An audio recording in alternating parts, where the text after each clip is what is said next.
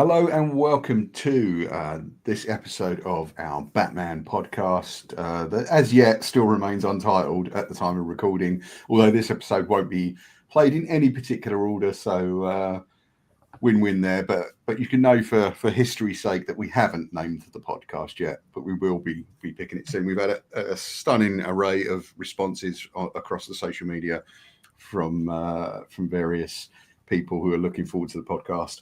And we'll be kind of dealing with that. So hopefully by the next episode, we'll have an actual name. I'm your host, Paul. I'm here with the creator of the podcast and my co-host, Hemen. Hey, Hemen, how you doing? I am suffering from hay fever, the likes of which I've never seen before. I do suspect that in an earlier chat we had, I did mention that I've not read Poison Ivy's latest ongoing, and I reckon that that's why I'm now suffering from hay fever. So I will get on that. You think it's the world of Batman casting some sort of revenge on you? Yeah, it's definitely that. I've read enough comics to know that it's no coincidence. Hey, well, it's like they always say, comics will break your nostrils, kid. I know it's hard, isn't it? It's hard. Sorry.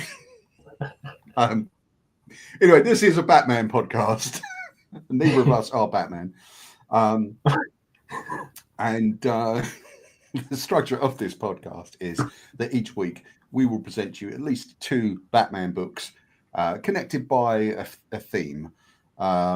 You guys get to pick the theme. So if you follow the Comic Crush on any social media, Insta, Blue Sky, Threads, or on our Facebook page, each week I'll be putting up the remaining themes, and you guys can vote on which theme we should do next. We won't tell you what the books are though that are going to be presented within that theme. You can take a wild guess from. Some of them are really obvious. This week's theme is Batman, You Loser. So we'll be discussing 2 books in which Batman gets his arse handed to him in a major way. So there will be spoilers. If you haven't read the books, they're going to be Batman One Bad Day The Riddler, which was the first of the One Bad Day 8 issue series, and Batman 10 Nights of the Beast. So if you wanted to pause the podcast and go off and read those, there's a good day's worth of reading there if you've got the time. You can do that. Yeah, the podcast will probably be better if you've read the comics. There will be spoilers, as I said. So you know, if you haven't read them, prepare to have this completely ruined for you in every way. Absolutely. I would actually definitely recommend. I'm sure there will be some books we eventually cover where I will say, look, don't worry about it. These aren't that great. But I think in these 2 cases, I would say seek them out. They are, I think they're great in their own ways that we'll get into. Yeah, I mean, I like them both. I've read 10 Nights of the Beast. I mean, I couldn't tell you how many times I've read that. It's in the 10s or perhaps even 20s. It is one of my all-time favorites. First book we're going to talk about, though, is Riddler One Bad Day, Batman One Bad Day The Riddler. Now, this was part of a kind of, I don't even know what you'd call it, really, a cash grab to tie in with the Kid Joke, and the Joker's belief that it only takes one bad day to kind of drive you over the edge. And this either had each kind of major Batman villain trying to drive Batman into that one bad day, or it was about their one bad day. This, I have to say, was probably one of the darkest, right? I mean, this is. There's a reason. Yeah, there's a reason this went first, wasn't there?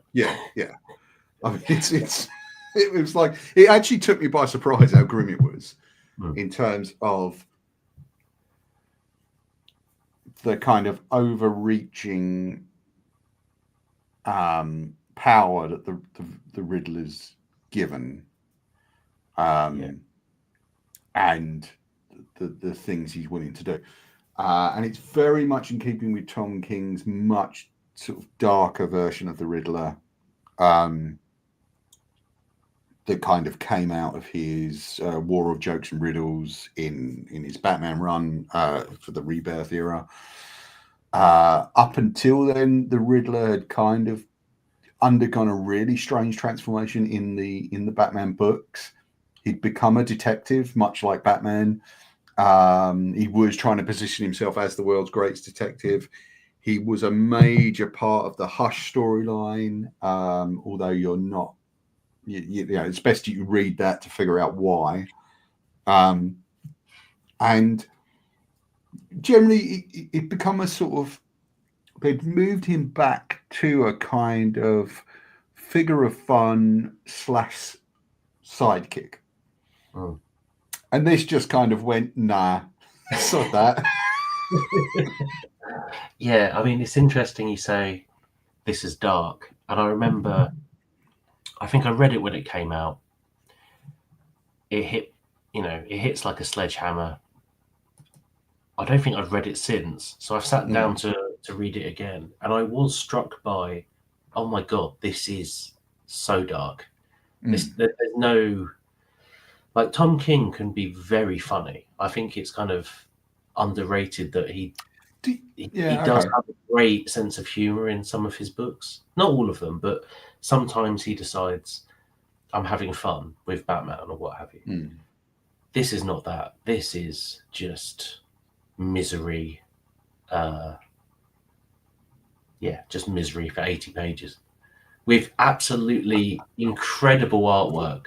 Like, again, really realistic, miserabilist artwork from Mitch Gerads, who I think he's just done fantastic work with Tom King. They just work so well together.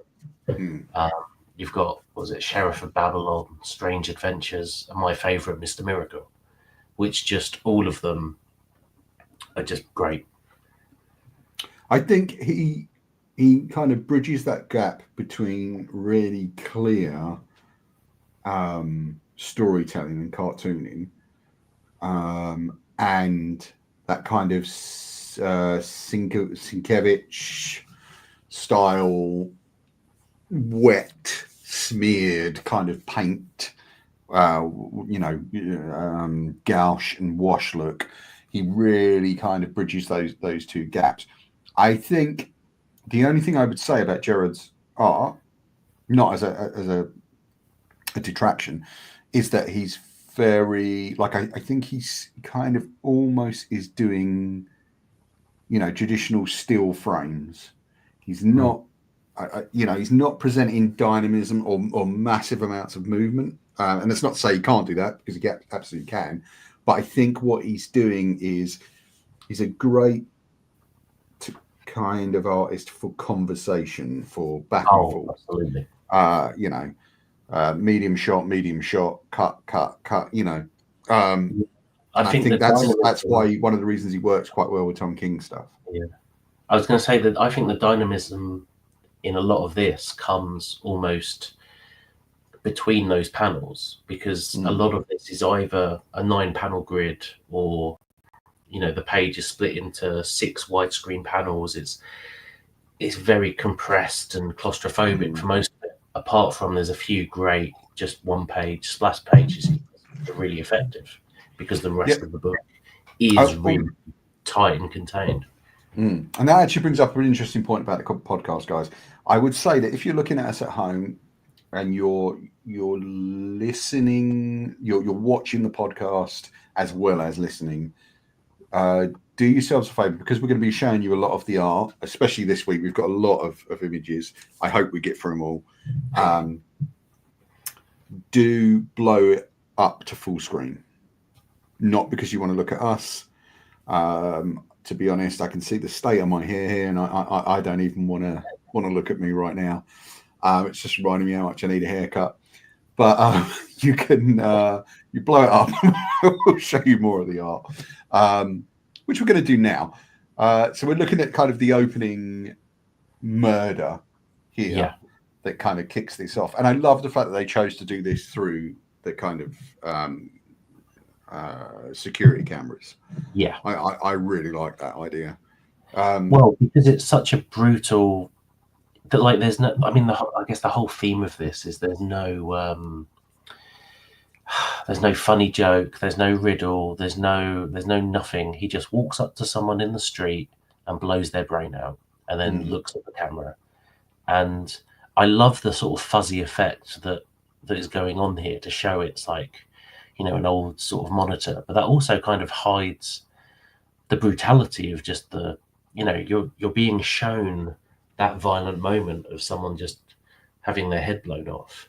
But because of that weird grainy fuzziness, it's almost, you're allowed to see it, like, because it's a really graphic image if you stop and think about it. But that fuzz almost allows it to be in a teen rated comic. Yeah, and I would say these are at the kind of upper end of that sort of age grouping. They're not necessarily meant for the average 11-year-old or 12-year-old. You know, I think teens and up, but at the upper end of teens. If I had kids, I wouldn't necessarily be giving them this book to read this. But I mean, I started with comics, which is another thing we'll hit when we get to 10 Nights of the Beast. I started with comics quite young, about 11, like buying my own comics and stuff. And a lot of stuff we read was quite graphic. And although a lot of it was done kind of off screen or off panel, it did have its fair share of psychological violence, I guess you could say. And I always think it's important to tell parents, you know, a lot of the ratings are really for theme, not for kind of extreme violence or sex or language or stuff like that. None of which I have a problem with in comics. But yeah, I wouldn't necessarily want very young kids. Yeah, I wouldn't hand this to an 8 or 9-year-old. But then No. I think back to when I was that age and I've gone to the library, and I remember picking up the novelization of RoboCop. Who's to say what an 8 or 9-year-old can or cannot handle? I remember my mother flicking through it and saying, "This is totally unsuitable for you because of the amount of expletives I've found on any random page." But you're halfway through it, and in true mastermind style, you've started, so I'll let you finish. So, but yeah, this definitely isn't like the Batman book I'd hand down to a nephew or something. It is a really brutal opening. It's like, you know, it's just a normal office worker. It's told in first person. I think he's sort of chatting on text message and talking to his wife, maybe, you know, just boring stuff about normal everyday things, taking his kid to a soccer game. And then it literally just cuts to black in 3 very distinctive panels. Like, it literally just cuts out and it jumps to that scene you just showed with the CCTV. And it is real, that's the panel. And you know, it's a real hard sort of cold open, isn't it? Like, this isn't a happy Batman story. No. It really is kind of, as you say, it's a very, very brutal opening. And I think one of the things that it gets across quite well is, because you only really see security cameras like this in very urban spaces, and by urban I mean in the cities. Yes, they're present in other places, but that they're kind of given their full application in urban spaces. Did you know, by the way, just as an like a complete sidebar, that England is the most surveilled nation in the world.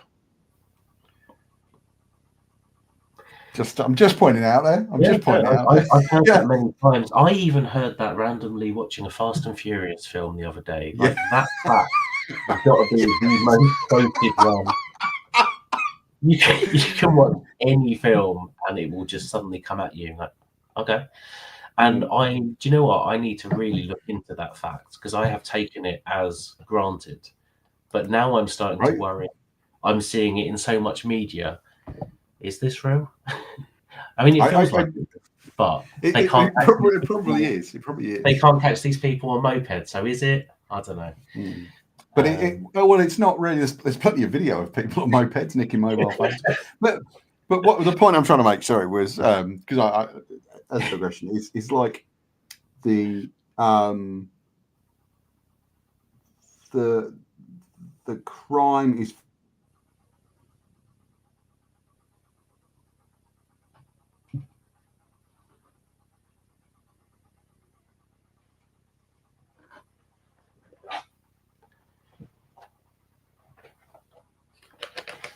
Oh, you might have lost me.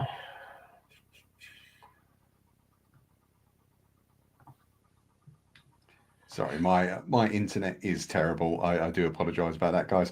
The crime that's happening is a very kind of. It feels indicative. The randomness of it feels indicative of the urban space, and one of the things that I think Batman does really well.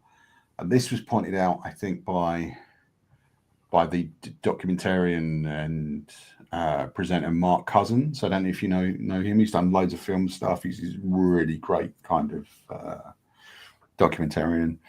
And I think 1 year on his Time Out Films of the Year list, or on the Sight and Sound Films of the Year, or for best films of all time, he picked The Dark Knight.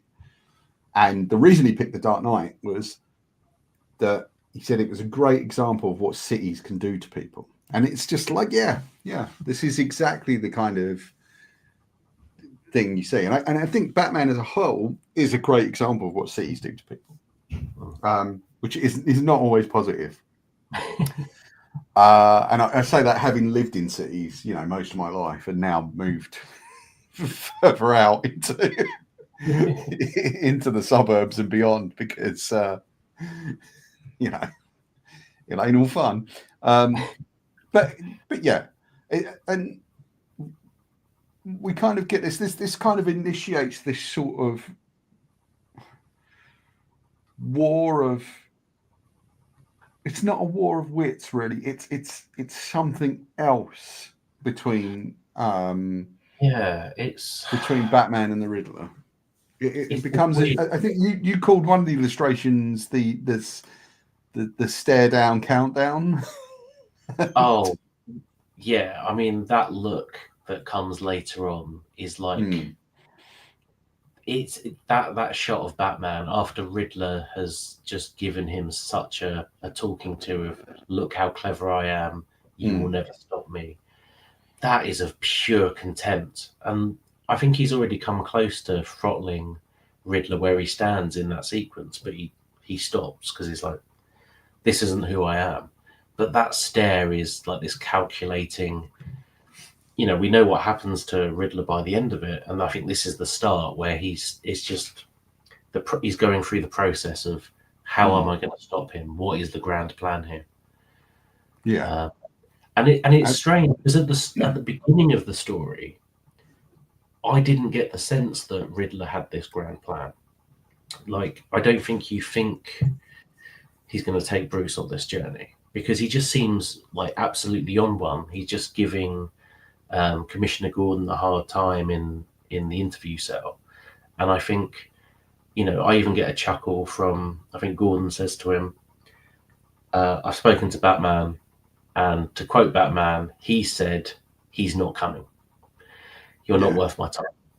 And and there's a subtle twist in Riddler's face. Like, that we were talking about, the sequential, you can almost see the little smirk drop. And it's almost in that moment where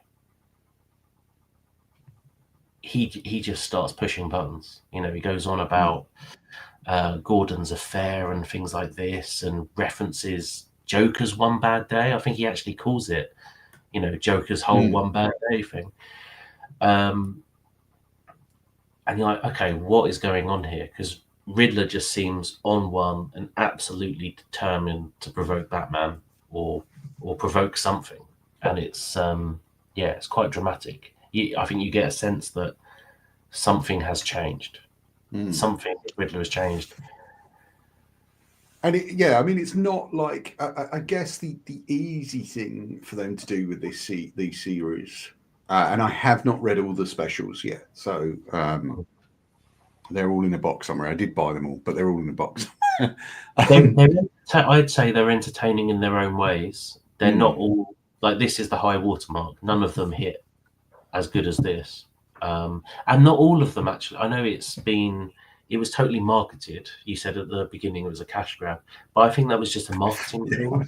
I think it was a marketing thing of saying, "Oh, this is the Killing Joke." I think this one is like that. Some of the others are more interesting explorations of the character. I remember enjoying the Clayface one, and that's not really about him trying to drive Batman to kill anyone. It's just Clayface, just a Clayface one shot. It's very enjoyable. And I think that if anything, that kind of marketing kind of hurt that series because it promises something that it isn't, and can actually be seen as quite negative because the Killing Joke has garnered a lot of negative press over the years as well as positive press. We are doing a Killing Joke episode at some point, so I don't want to kind of deal with that now. But I think this one was kind of very much tapping into the mood of fans who seem to be clamoring for this kind of Snyderverse, perhaps quite cynical, dark, grim and gritty kind of version of Batman. And it's weird because as you read through Batman, and we'll kind of get into this 10 Nights of the Beast, it's not grim and gritty. What it is kind of quite quasi-realistic portrayals of things that go on around this center of, quite mad costumed exuberance, if you want, but everything else around it is quite grounded, and we'll get more into that into 10 Nights of the Beast, I think. I was also going to say, the first, like, not much, it's weird, not much actually happens in this comic. There's maybe like 3 or 4 kind of sequences, but like one of the major things is the sort of slow flashbacks to the Riddler's youth, which I did enjoy some of them. Like literally, he was being infuriated by riddles as a kid, to the point where it seems insinuated that he tries to kill himself because he finds his father so overbearing. Right. But instead of, I don't know how you felt about it, but instead of it being seen as an excuse or me sympathizing, I thought it was quite an interesting take on something I've seen before, i.e.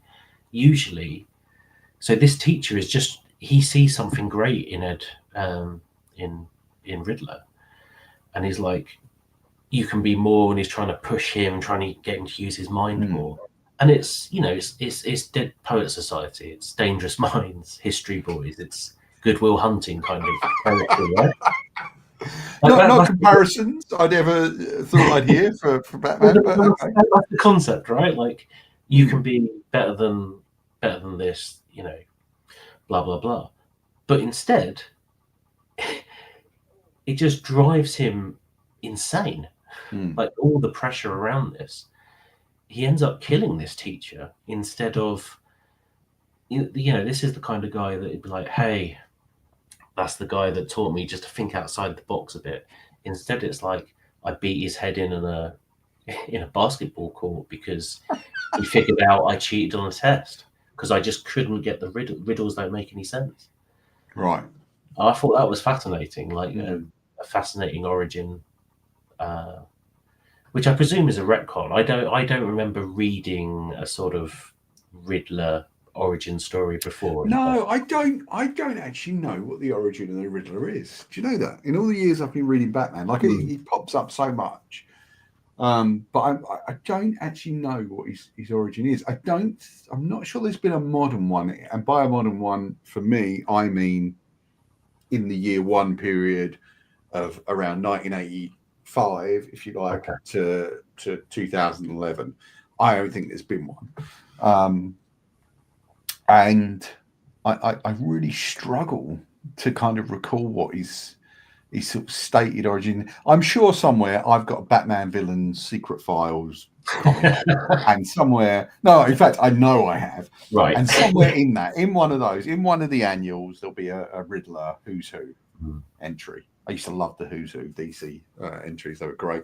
And that probably would have given you his origin for the entire period of the sort of 80s, and then they would have added to that or subtracted from it as they went. I think that I mean, what's interesting about the Riddler is when you look at him, if we go with the adage that or the kind of line of thinking that DC writes about gods, or DC puts out comics about gods, and they're representative gods, and Batman is supposed to be some dark kind of Hades-esque underworld god, then the Riddler is really meant to be Loki, and he's really kind of does what he does is mischief and fun, but in a very dark way, and for his own amusement and for his own financial gain and things like that. But this is not that. This is very much. It's weird. It's like, there's I think there's the scenes with like the food tray of a prison guard and just general prison guards. He starts threatening. He starts telling them that he knows who their children is, where their families live, etc. So they end up.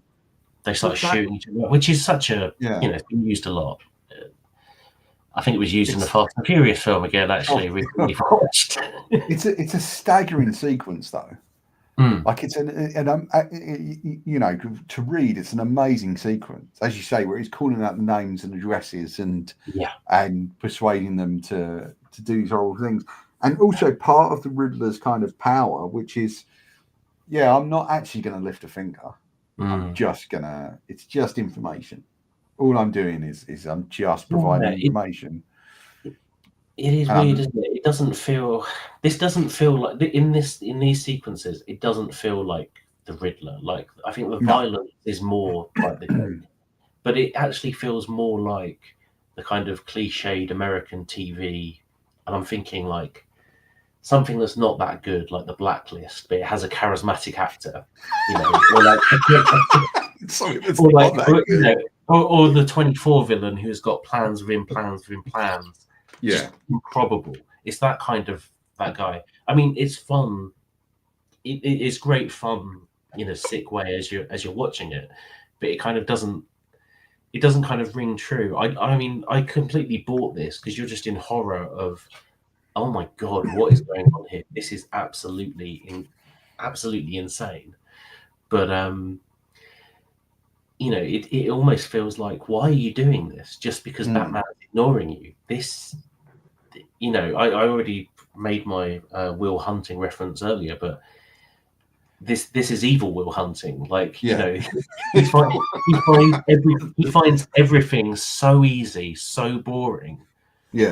That he's just trying to up the stakes now because he's just tired of leaving riddles for Batman to solve. He wants to try and do something different. Yeah, that shot there with Gordon just with the vest. And all the other police have just shot each other, trying to save their families. It makes him one of the more terrifying villains in this. I mean, I'm not a traditionalist with Batman. There's like the villains I really like Ra's al Ghul and Yeah. the Black Mask. They're my favourites.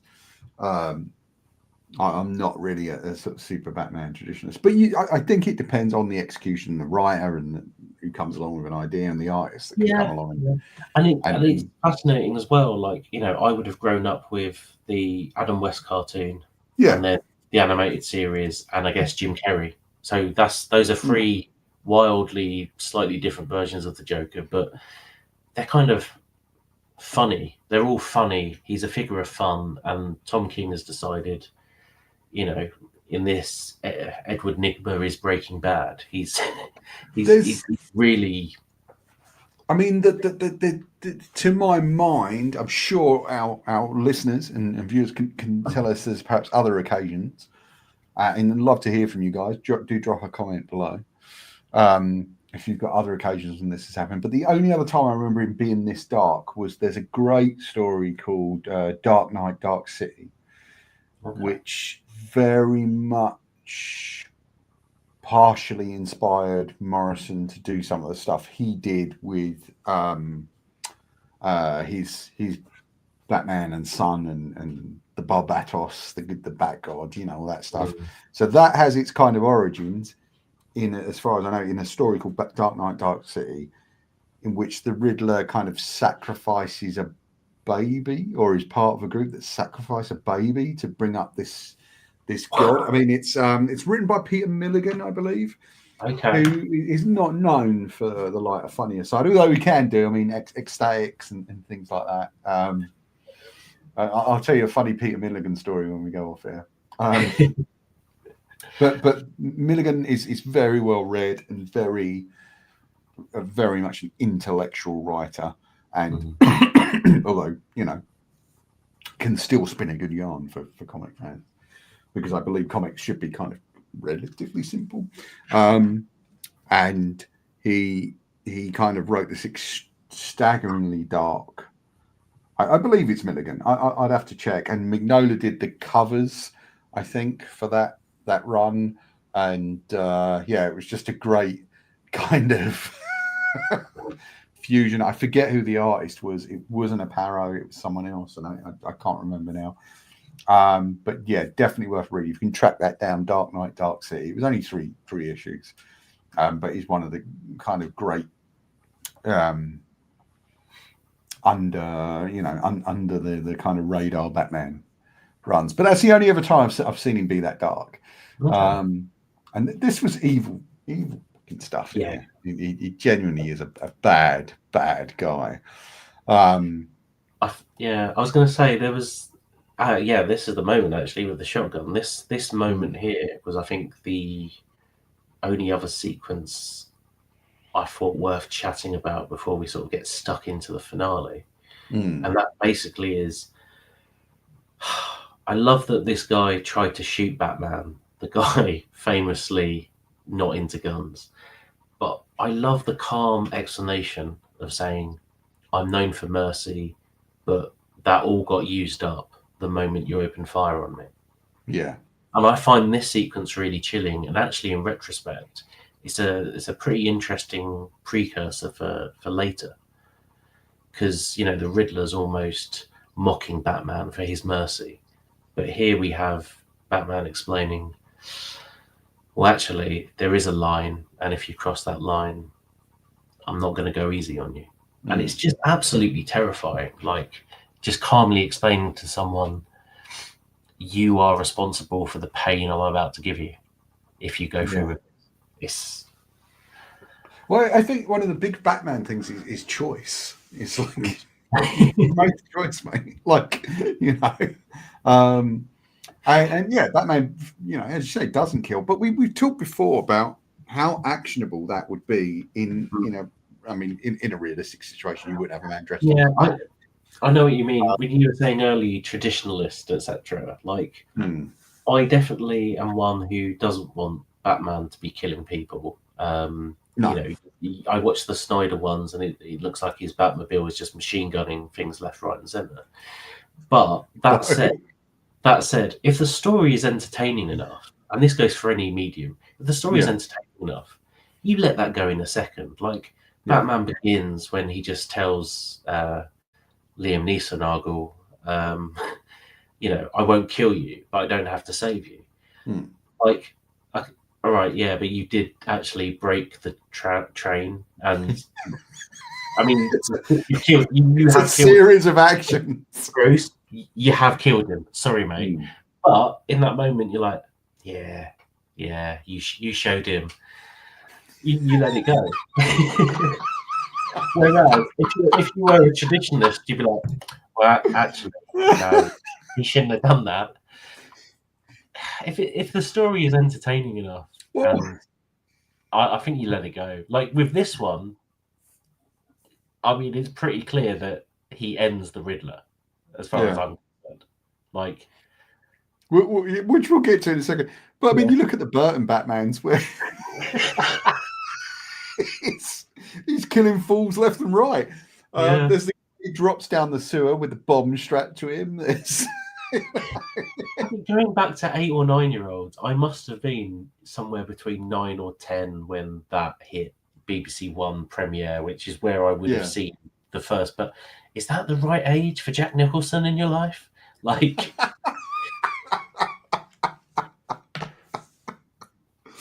I mean,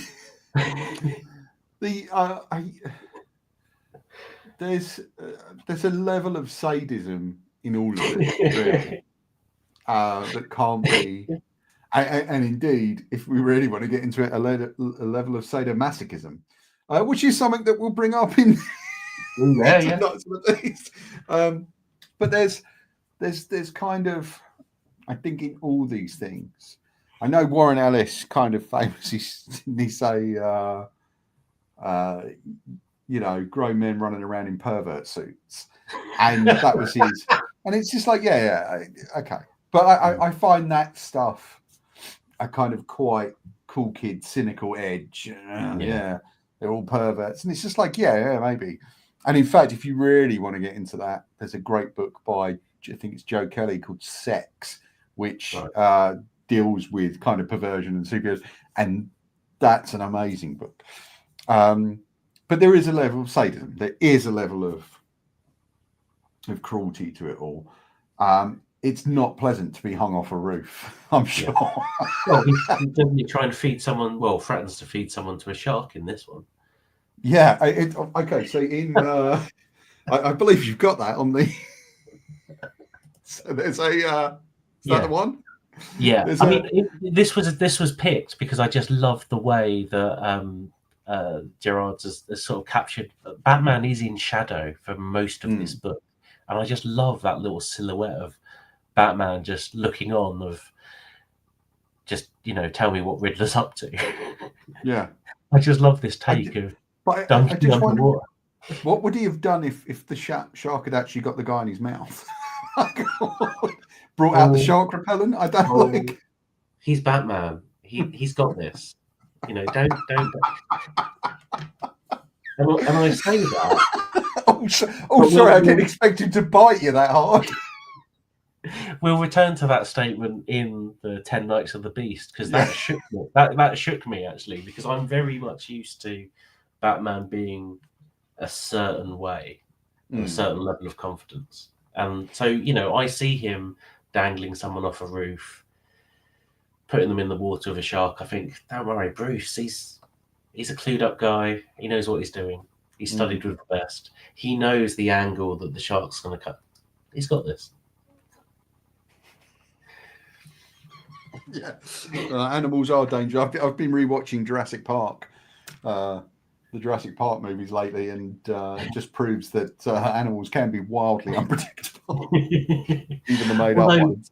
So the obvious answer is clearly he would have thrown some shark repellent into the water to stop the shark. Batman shark and bat repellent. Exactly. Adam West.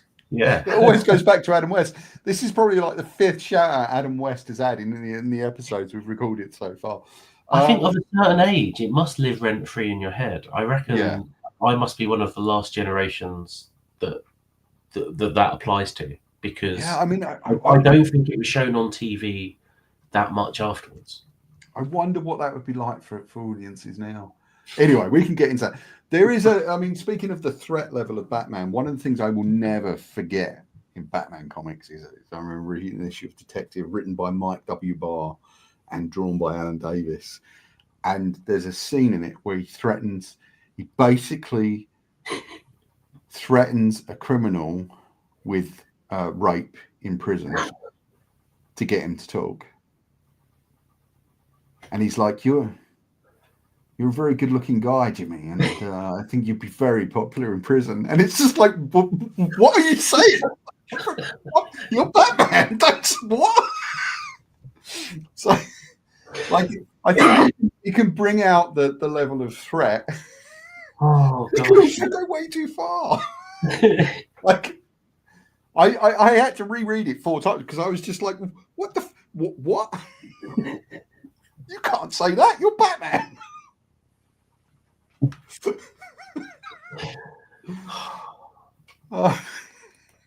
It was a bit much. Do you want to talk about the finale of this? Yes. So into the spoiler zone now.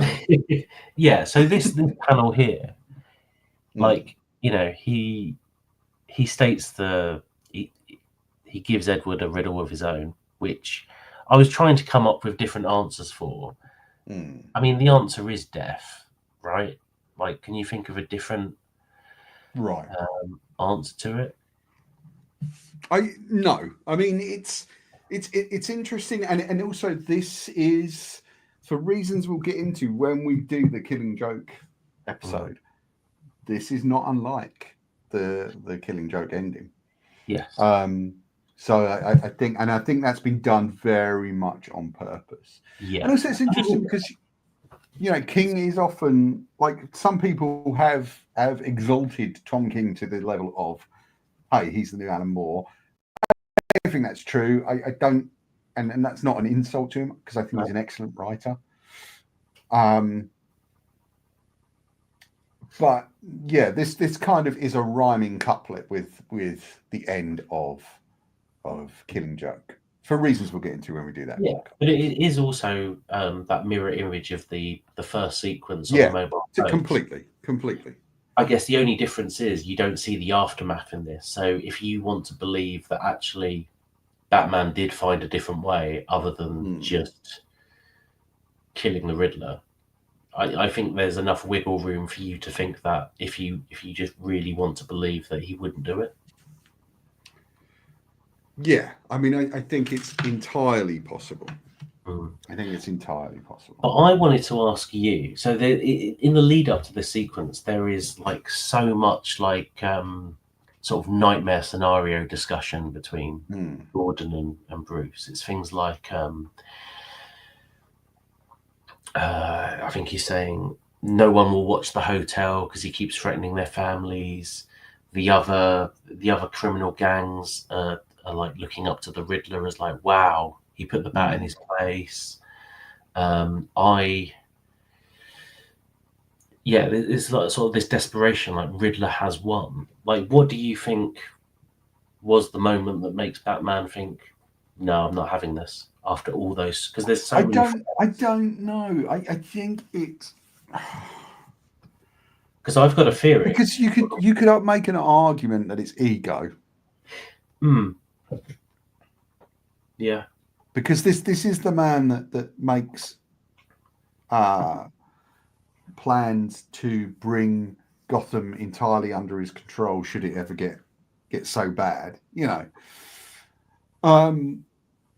So I think it's ego. What I'd like to hear your theory on this. Well, I mean, it's interesting because he seemed to get really angry about a guy was killed just for you to send a message. He seems to be really irked. Like, he even dismisses it, like, I don't believe you, when the Riddler claims he stood over his bed at night and watched Bruce and the Robins as they sleep.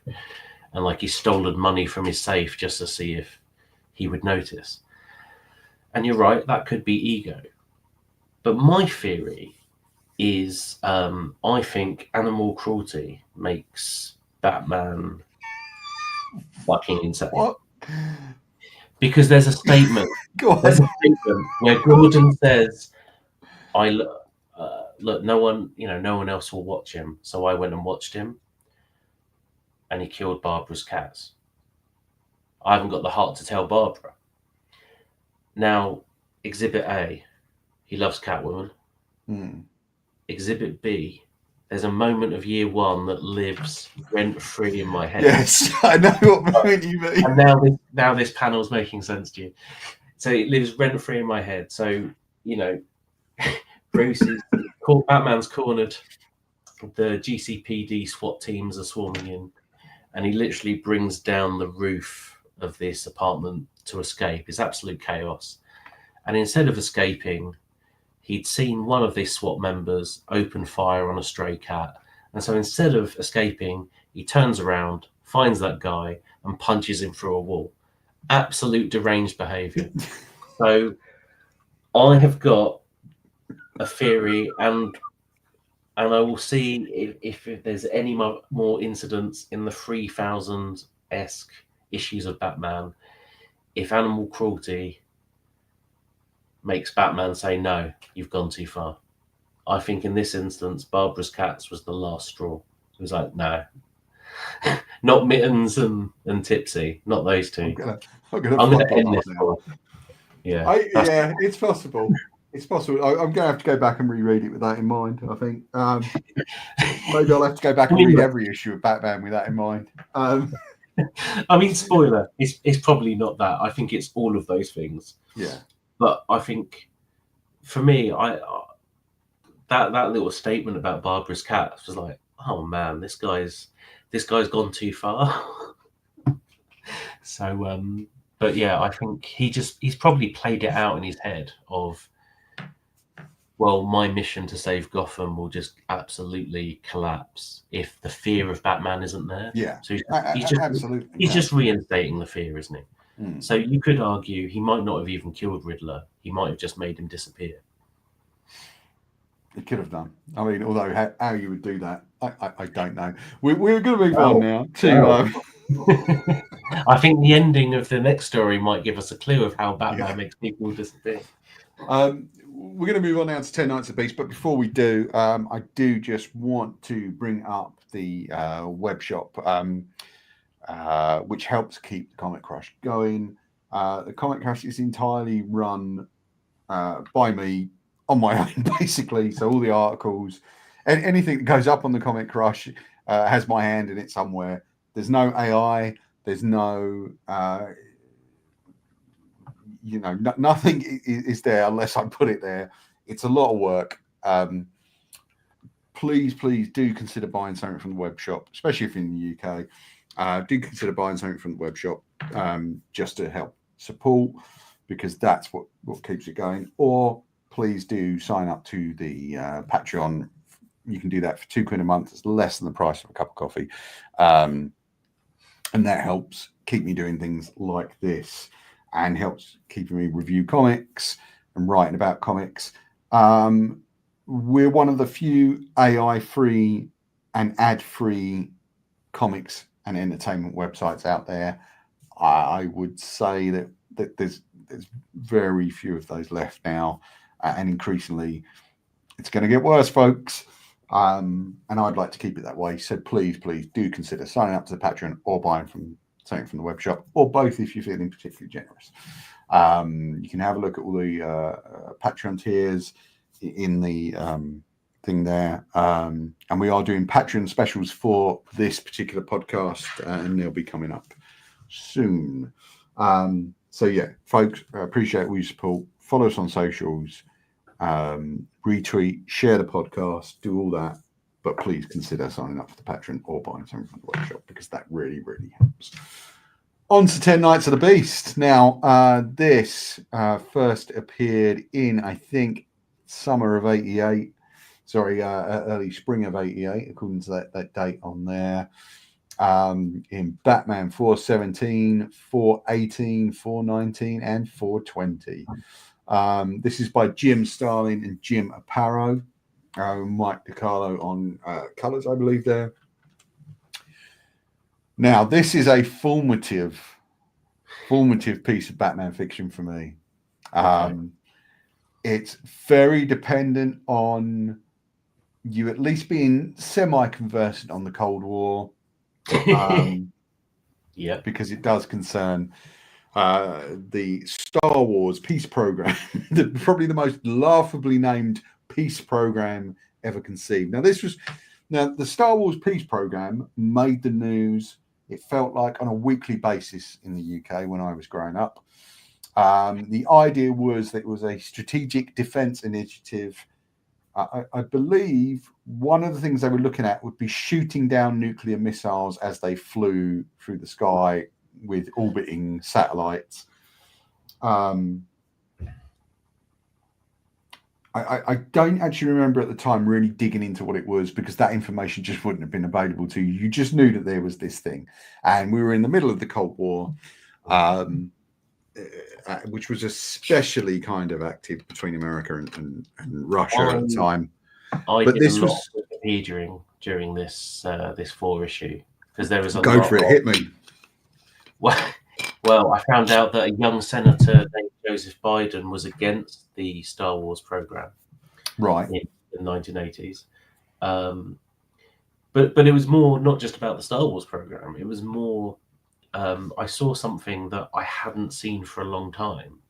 Not in modern comics, where they're referencing real people. So obviously I know who Gorbachev is. So I'm like, okay, fine, we're talking about Gorbachev. But like, there's a moment where, and I can only describe it as, like that opening half an hour of John Wick, or Christopher Walken's monologue in Man on Fire, when the CIA and KGB are talking about the KGB. You haven't met him yet, other than silhouette on a beach, but you've got all these agents just going on about him, and like they say, oh yeah, and he's rumored to have killed Anwar Sadat, and I'm just thinking to myself, I know that name. Is that a deep cut in DC? Why do I reckon there's a real president of Egypt that was assassinated, and you just don't see that. I was trying to think. I think only in recently, maybe Tom King's Rorschach, but then that's more to do with, the foundational text it's indebted to, or like random celebrities at the Mutant Hellfire Gala. You just don't get real people appearing in comics that much anymore. And you especially don't get real political figures. No, absolutely. Because although sometimes they will, I think they do a kind of approach. There are a lot of political comics fans, and they do approach DC, or DC will approach them about appearing in comics. What's also interesting in this is they talk about the Republicans getting ready for the next election. Wouldn't get that anymore.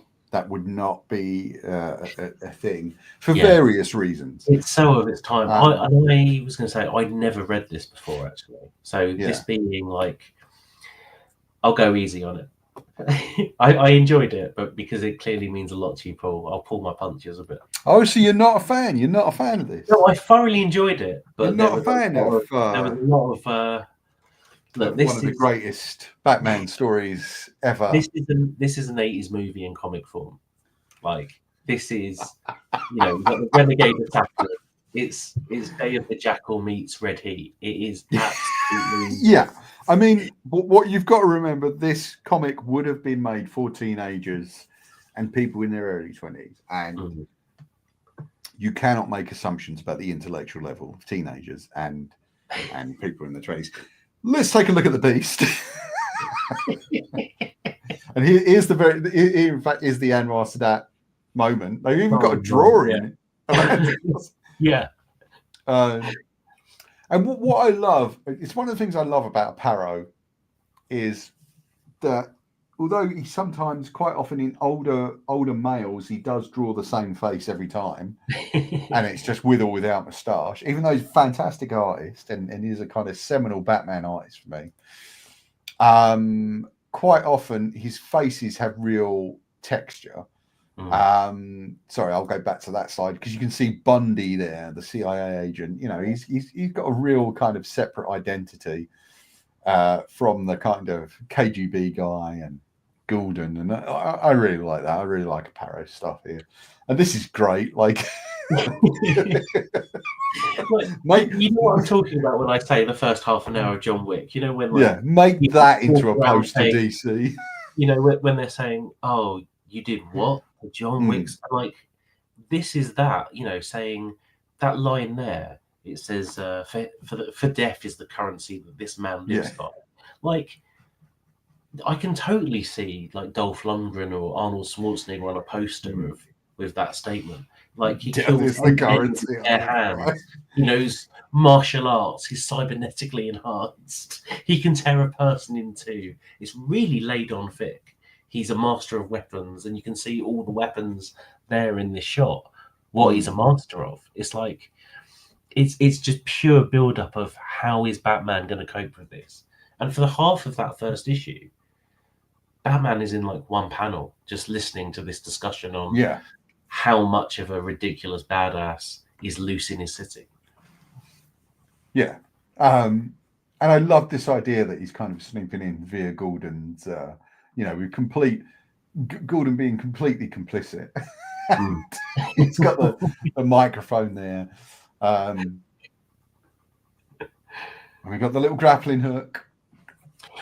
Do you know what? Actually, what this reminds me, this comic really made me think of something that I've taken for granted. Obviously, my Batman media journey would have started around Burton's Batman. And thinking about that in the animated series, I've always thought Batman has a grappling hook gun. But looking at this just a few years before of him actually just slinging a hook, made me think of, oh, wait a minute, this is what they used to do in like the Adam West Batman. So my question to you was, up until the Burton films, was he always just throwing a grappling hook? I believe so, yes. Yeah. I think the gas-powered gun is something that kind of came out of the film, because that's a film conceit of how do you do the grappling hook. Unless, if someone knows better, like do drop it in the comments there. It's one of those things I haven't thought about before, but I just because I noticed the date that this came out in the late 80s, it just got me thinking, because it's not really something I do normally when reading a Batman story. Think, oh, does he have a gas-powered grappling hook, or is he going using brute strength this week? Yeah, but I just thought that was an interesting touch. And also, when you think about it, the gas-powered grappling hook is the only thing that makes sense. And then increasingly, as you go through the other Batman movies, the wingsuit and the kind of the electrified, I think they really, as with most things with Batman on screen, it was done best by Christopher Nolan's movies. Those electrified wings are the only thing that makes sense, because look at the size of that city. It's bloody enormous. Just swinging around left and right in, right, he's got the car and stuff, and the copter and the plane, but really, if you're moving between buildings, like the only thing that makes sense is that sort of suit. I think it's in the same sequence as well. There's if we're going with 80s tropes, I think it's the FBI agent maybe sort of tells Gordon off saying, your pet vigilante can't be involved. This has to be by the book. By the book, Gordon. And so there's another 80s trope for you. And then I love Batman's reaction to this. He's hearing it and he says, ugh, I can hear another like lecture about being a vigilante coming on. I'm off to do my job. I'm just going to piss off and beat some people up. I'm just going to bugger off and hang someone off a roof and get the information I need that way. And Robin, you stay there and listen to this lecture. But I don't think I was ready for petulant Batman. I was talking earlier about like when I think of Batman, I've definitely sort of lent into the idea of he's got his stuff together. He's very stoic. He's the detective. There's that whole myth and what have you about him. So it is always really fascinating when I read these earlier takes when you've just got he's really bitchy. He's really snipey in this. I think, yeah, I mean, the impatience is the thing. It's like, look, I know I'm Batman. I know I can do what I said I can do. And yeah, he does get his ass handed to him. Mhm. Let's talk about, we did promise some people, the people out there, some pervert suit action. So Oh, God. it's, I mean, this is wild. I mean, I don't know what possessed them, really. It's it's it's it's very kind of 2 for 1 night at the Blue Oyster Bar in Police Academy. Like, what what is this? the only thing I can think of is, was it like WWF wrestling? Kind I of, they think had a bad guy Russian. I just don't. I mean, it's a choice. It's a choice I don't understand, but I like how badass he is, despite his clothing. yeah. Well, exactly. And also, I mean, you are dealing with a man named the KG Beast. It's a wrestling name, isn't it? Yeah. Really, Well, it's very much in that kind of vein. two things on that. So one, I do think pound for pound, KG Beast is one of the best pun bad guy names I've ever heard. It's just brilliant. And two, there is a moment in that there's a moment in that round table with all the agents with the KGB, and someone calls him the KG Beast, Mm, and in an almost like an Arrested Development way, the KGB guy just says, "We just call him the Beast," like yeah. corrects him, which is a really funny touch. Like, Or as we call him, bondage man. The thing is, right, the thing is, it there's there is a kind of, I guess, maneuverability would be needed, but also he's he's so fucking big. How would they find clothes to fit the fucker? Maybe that's the problem. Maybe it's yeah. just like, look, I have been shopping. And Well, what? Well, you've just done an impression there. What voice were you reading, or the KG Beast's very limited? I think it would have been I think it would have been a big bad Arnold voice. It would have been, it would have been something like that. It would have been the Oh, cliche. I've gone for Ivan Drago. It's just pure 80s. Like, Yeah, he dies, he dies. that's, in fact, I think, yeah, if he dies, he dies. I think you've hit it on the head there. I Yeah, think you've it's. absolutely hit it on the head. But out of interest, because obviously I'm reading this 30 odd years later with all these 80s references hmm, in my head. Like, I live and breathe Roadhouse. yeah, Like, that's my jam. and, When you and to be fair, the KG Beast does look like a man who used to fuck guys like you in prison. Indeed. He has that aura. He has that aura. So when God, sorry. so when you read this as a 8 or 9 year old, So I would have been, so 88. I would have, if I was reading it at the time it came out, which I believe I was buying it off the shelf in the newsagents. 88, I would have been 13. 13, okay. So I mean, I know it's really hard because you've probably read it so many times since, Yeah. but like obviously I'm looking at this as just so 80s. What did it feel like reading this particular story at the time? Is it just a badass Cold War story, or Well, like ripped okay, straight from the pages of the news, or not from the pages of the news. Because again, you're when you're that age, you're only on the periphery of what's happening. yeah, You don't know. I was just a kid from a very piss poor background. Like I was not studying geopolitics at 13. So at the time, it was just a very badass story. I think the main thing was, and the whole point of this episode is, Batman gets his ass handed to him. He really does get himself a good kicking in this episode, and that wasn't something you saw. I'd only been reading the comics for a couple of years at that point.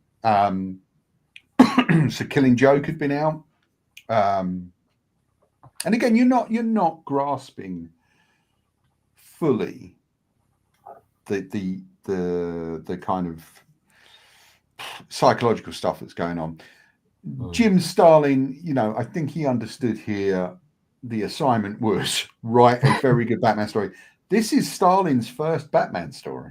Right. Okay. He did, I think, like a year or two on Batman. Not long. He killed Robin. We can blame him for that one. But he also, in this time, wrote a book called The Cult, which is one of probably which I have read, and one of my favourites. And this is not that. This is not that book. See, but I don't know why it's not. This is really brilliant. When we at some point hit The Cult, we can compare, because I think their world's different. Yes, I mean he's writing for. I think here he's writing for kids. And teenagers. I love Bazooka as precision assassination equipment. But it's not going for precision, is he? I love that Batman lets this happen, by the way. Like, we've put a dummy in that room. Okay, cool. He's taking out a hotel, Batman. But he does. They did evacuate the hotel. He did say that. Although the Beast really isn't much of a reconnaissance man if he hasn't spotted that. Oh, everyone in the hotel seems to be leaving. Actually, do you know? I guess they all had tickets to the theatre. I think what we haven't spoken about is there's a moment, I think it's in the first issue, where finally Batman does get into action. He's like, I'm going to go do my job. And he heads out to, I think, question one of the targets. And it's literally like a 5 or 6 page KG Beast just throws this guy off a roof. And it's like 5 or 6 pages of Batman, trying to grab him, trying to grab onto something. Does his hook? No, hook doesn't hold. And it's a real roller coaster of, oh my God, is he going to survive? And he eventually gets to the ground. He's got the guy. And what happens, Paul? He's dead. The guy was already dead. He was already dead before Batman went through that nightmare of trying to save him. The Beast is just toying with him. And I found that wild. Like, it's such a roller coaster. You invest for 5 pages emotionally. What's going to happen? Can Batman save this guy? And it was like, you've gone through that for nothing. Yeah, I mean, it's a weird thing to. I think more than anything, you kind of really get the futility of it all. And also, I love the way in this sequence, there's very few bits where the panels are the kind of right way up. Yes. And that is very much where Batman's world is going right now. Because he says I believe it's the end of this issue, I finally found someone who's better at this than I am. And it's just like, hold on. Yeah, that's not good. I think that's the next issue, because the first issue really took me out of it, because I think Robin asks him something like, do you think we can stop him? And he says, well, how are we going to stop him? He says, we'll make him come to us and hope we survive the experience, which really took me out, because that just felt like such an X-Men statement. But yeah, the ending of, so I think the end of issue 2 ends with that statement you've said. So the first 2 issues are literally like, I'm not sure I've got this, guy. It's like Jim Starlin is warning you in every issue. I think in issue 3 there's another line, I think, where he's chasing the KG Beast across rooftops, and like they get into a fight, and the dialogue, the thought bubbles are saying, he matches me move for move. Actually, he might be better. It really is just making sure you understand he is up against it for once. Like, this is not going Batman's way. And I think this is why it sticks with me.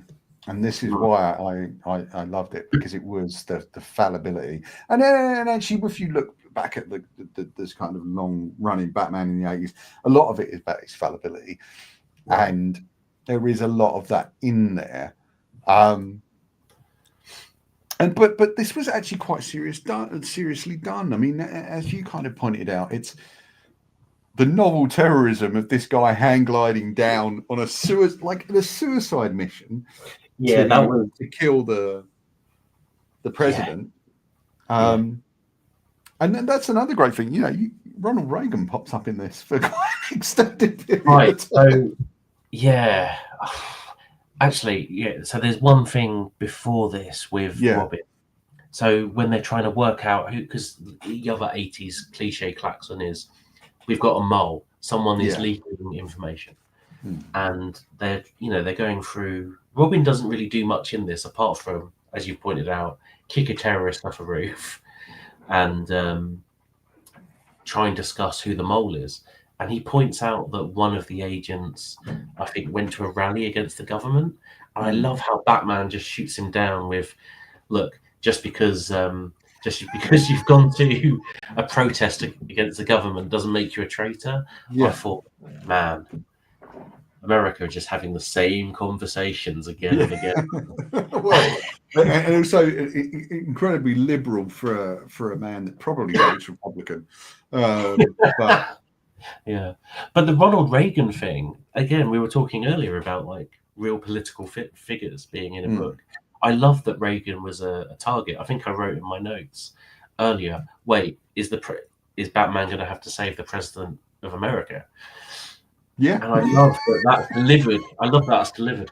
And I'm just thinking, like, I know he wasn't the most popular, or my perception was he wasn't the most popular, but I do understand, like, Americans and probably Batman hold up the office as something to protect. You're not going to let the KGB.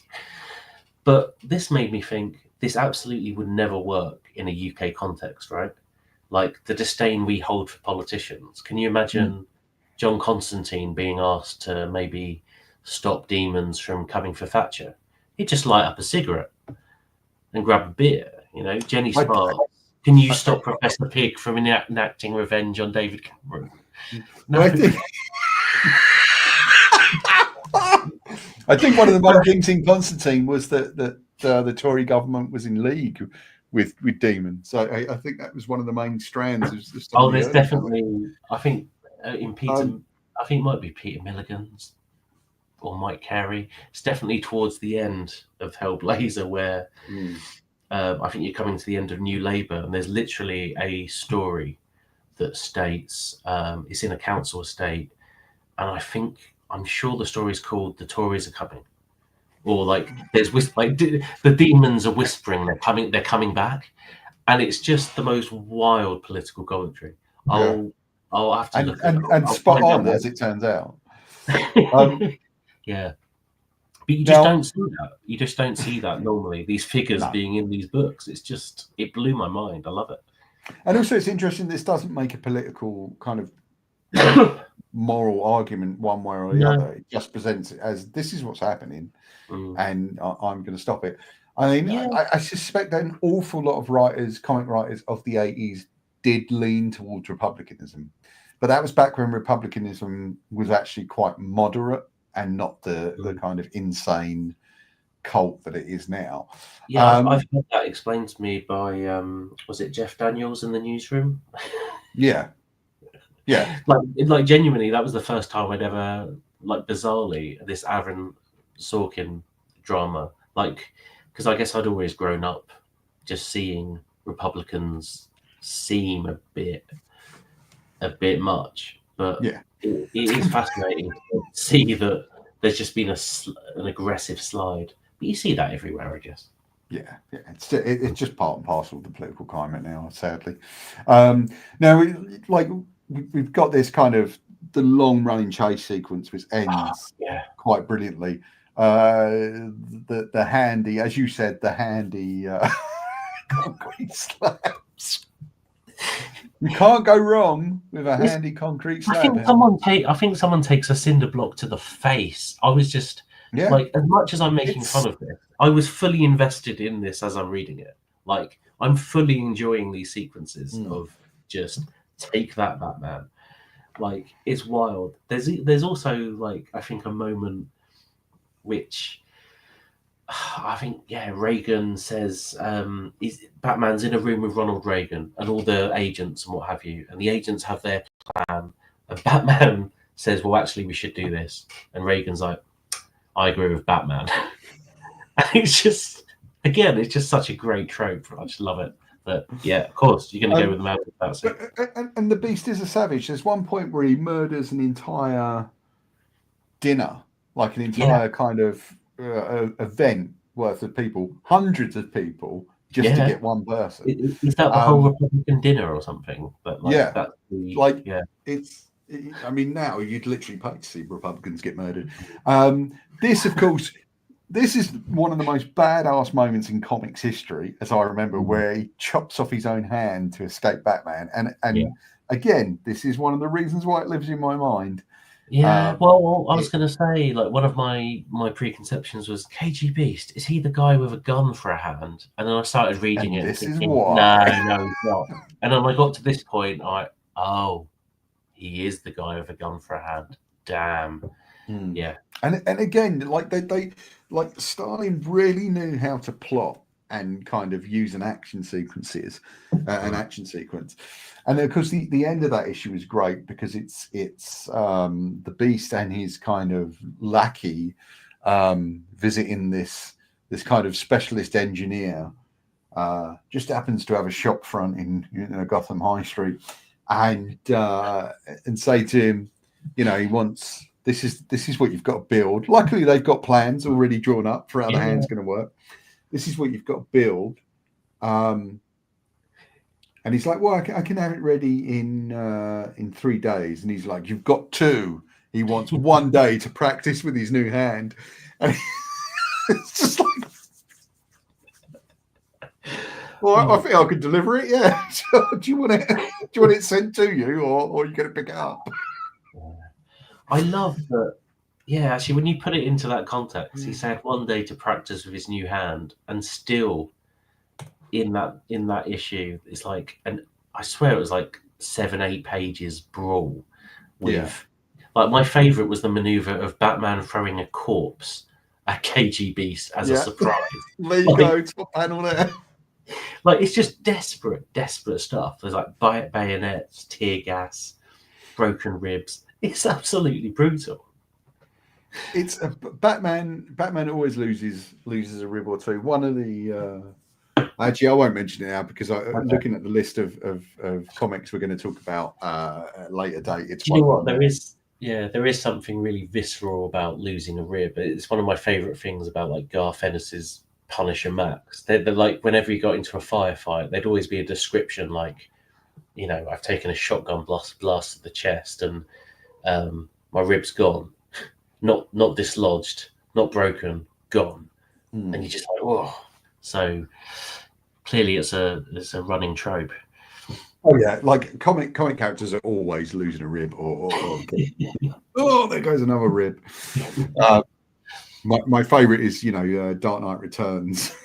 Superman, Bruce, I just broke 3 of your ribs.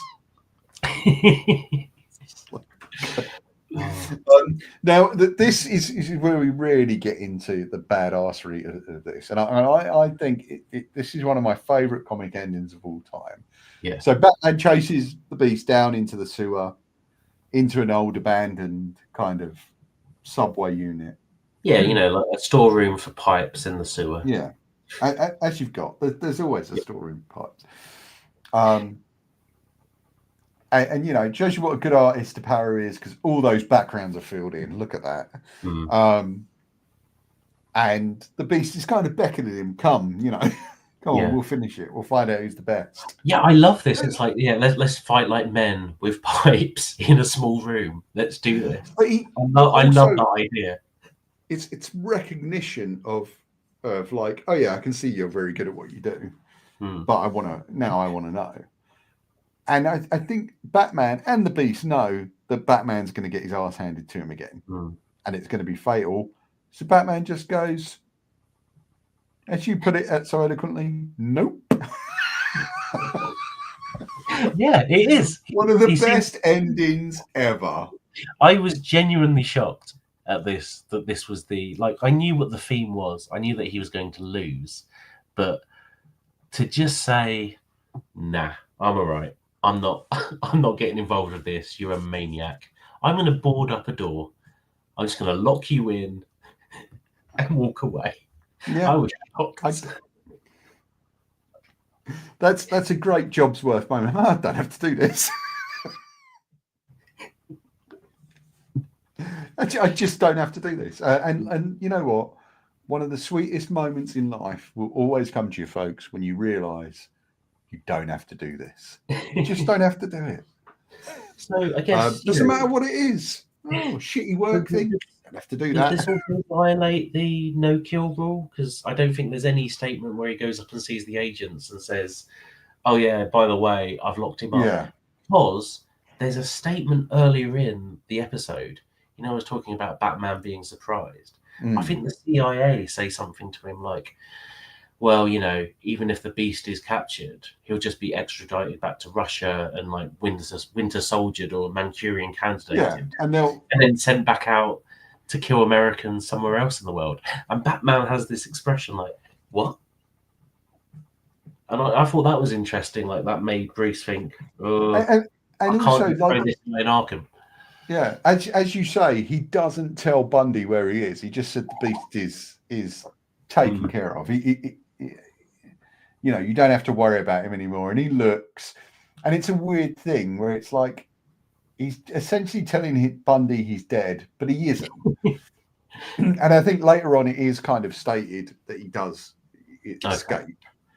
And much later on, he kind of becomes Robin's plaything in some of the later Robin issues, and he doesn't really they never really live up to his kind of promise as the villain. Does KGB really return much? Because I think I remember him he comes back like Tom King's run, but only for a few episodes. Yeah, there's some weird. Well, the Beast becomes the overriding villain of Tom King's. Oh no, it's Bane. Sorry, it's Bane. Yeah, Bane is well, they look similar in their sort of in their get-ups at times. But the KG Beast, I think, shoots Dick Grayson in the head, leading to the very unfortunate Rick Grayson storyline, which was widely rubbished by people, and not one of my favorites. But I thought at least it was an interesting pitch, if nothing else. Well, I would be interested to see more of the KG Beast because I just love this idea of this unstoppable assassin that's just had to be locked away because Batman. So I think he does face him again later on. There's also the NKV demon, which is like the Beast 2.0, where Batman actually goes out to Russia and faces off against him. I'll see if I can dig those issues out and let you know which ones they are, so you can track them down. I was going to say, actually, I found this one quite hard to find. I think I found it on bizarrely like Amazon Prime. I presume it's on DC Infinite, but I did notice that it's being bundled with Killing Joke on those DC Finest. Which is in the next DC Finest. It is part of the run because they are trying to get the issues out in order. I believe. I think that's what they're really trying to do. Right. So that is well worth getting just for that run. It's interesting they just bundle everything with the Killing Joke now. Is that the? No. As I said, with DC Finest, the whole point is to get those things out roughly in publication order. Or at least in some kind of editorial order, which is why in year 1 and 2, they don't have. There's a sequel to year 2 called Full Circle, which actually comes out in about 88, 89. Okay. So if you look, they're all kind of done by year. But I think the goal with DC Finest, and this is why I'm so impressed with it, is that it is to publish everything. I think it's a long-running kind of thing. And I hope they get there because there's so much stuff that's never seen light of day. I will say I feel like DC are a bit better at things like this than at mapping, I guess you'd call it, than Marvel. Because if I just look at like Hellblazer, for instance, I read those in those collected editions, the paperbacks. Yeah. And they literally just made sure you had everything. Like if some random other thing came out, it goes here. Blah, blah. I just love that level of curation. Whereas sometimes you might pick up a collection of something from Marvel, and I'm like, okay, so where are these issues? Where what's happened here? And it's in some other collected edition elsewhere. It's like, come on, man. But that's the joys of reading collected editions, I think. Yeah, I mean, that is the thing. But again, DC finally seem to be kind of rectifying some of that. So I would suggest picking those up. They're available now. Killing Joke will be out by the time you see this podcast. It would have been out by, for several months now. So you can sell it. It's on my birthday list this year. So I'd also say those compact editions are absolutely fantastic for the price they are. I mean, they're like little anime-sized books. I actually bizarrely read Hush like that recently, which probably isn't the right format for Jim Lee art when it's that small. But your favorite comic ever made is coming to those editions. So I think New Frontier is the greatest comic of all time. But it's I think if you've never read those things and you're scared to take a punt on like the deluxe editions or even those absolute ones, I think it's just an absolute no-brainer for sub £10. Just these little completely. Right. I think they're great. They're not for me because of the size of them, the kind of print size. But I think for if you just like you say, if you just want to take a chance, they're great for that. Well, yeah. I was going to say there's some things that I don't think were in print in bigger sizes, although I presume they will be republished at some point. But there are some little things that I never read before, and it was just such a easy, very cheap way just to dip in, just to see if I'm into something. Yeah, completely. And that's the good thing about it, is kind of a very low-key way of doing that. Right, got to wrap it up, guys. Thanks for watching. I hope you've enjoyed this. Remember, if you go to the socials right now, what you'll get is the list of themes. So if you're watching the podcast week by week, you'll get the list of remaining themes that we're going to do, and you can just vote on those. We'll only ask you to vote once because we kind of want to make those decisions quite quickly and get the episode ready for you. But yeah, so take a look at those themes. Let us know what episode you want to see next. That's the one we'll put up. Thanks for watching or listening. Remember, we're here on YouTube, Spotify, Apple every week for as long as this show lasts. But we're aiming to do about 12 to 13 weeks of this. Plus, there's Patreon episodes, and we're going to have some replies videos later on in the run. So do keep up that. Hemen, thanks for your time, man. It's great as always. I love chatting Batman.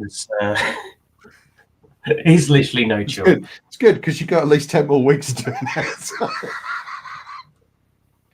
Hey, you wanted this.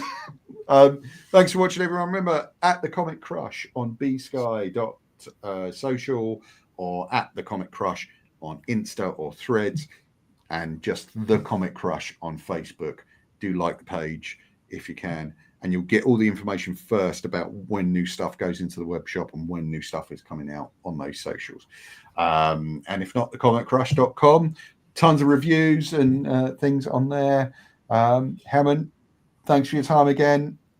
Goodbye, guys. We're out of here.